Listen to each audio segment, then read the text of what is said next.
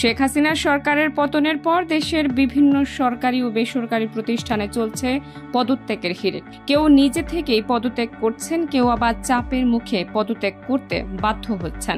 এরই ধারাবাহিকতায় বাংলাদেশ ক্রিকেট বোর্ডের সব পরিচালকদের পদত্যাগ চাইছে অনেকেই।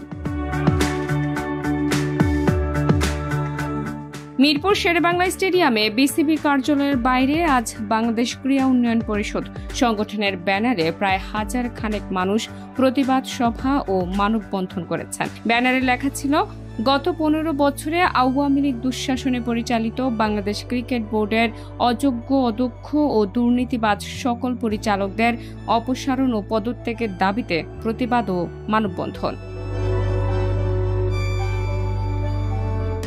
বাংলাদেশ ক্রীড়া উন্নয়ন পরিষদের এই কর্মসূচিতে ছিলেন বাংলাদেশ জাতীয়তাবাদী দলের ক্রীড়া সম্পাদক ও সাবেক ফুটবলার আমিনুল হক, বিসিবির সাবেক যুগ্ম সম্পাদক রফিকুল ইসলাম বাবু ও কোয়াবের সাধারণ সম্পাদক দেবব্রত পাল। এই তিনজনের সঙ্গে প্রতিবাদ সভায় আরও অনেকেই বক্তব্য রাখেন। তাদের একটাই দাবি, বিসিবির সব পরিচালকদের পদত্যাগ করতে হবে।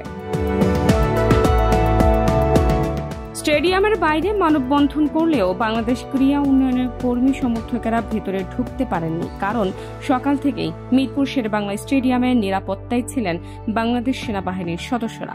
তবে প্রতিবাদ সভা ও মানববন্ধন শেষে আমিনুলের নেতৃত্বে সংগঠকদের কয়েকজনের একটা দল স্টেডিয়ামের ভেতরে বিসিবি কার্যালয়ের বিসিবির প্রধান নির্বাহীর সঙ্গে দেখা করতে গেছেন। ডেস্ক রিপোর্ট, প্রিয় দেশ।